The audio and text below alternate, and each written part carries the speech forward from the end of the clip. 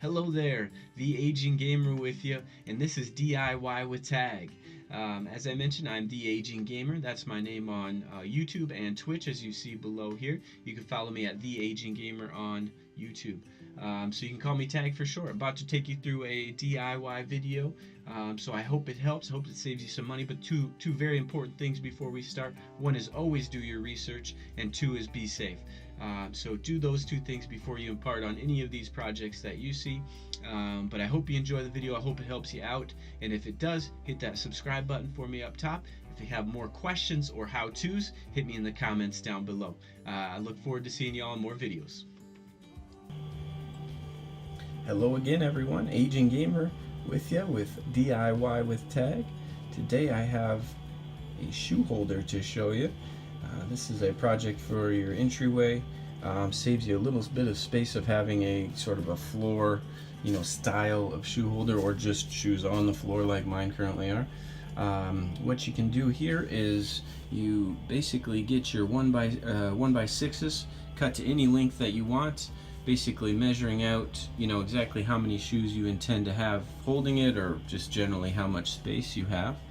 Then you're going to find some of these wooden dowels that you see through there.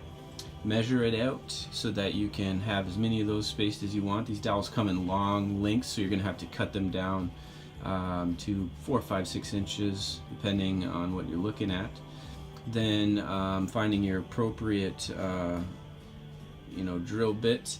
You drill the holes all the way through the 1x6s, fitting the dowel in after you've cut it to shape. And then there's a backing on here. So what we've done is a backing on there that the dowel is then screwed into through the back side. So hole all the way through the 1x6 and then screwed in through the backing there. You could just drill out only halfway through here. I like this as far as added strength, to be honest with you, so I went with the backing there, and then that worked out great. These are drilled right through, holding snugly into that backing. So there you have it.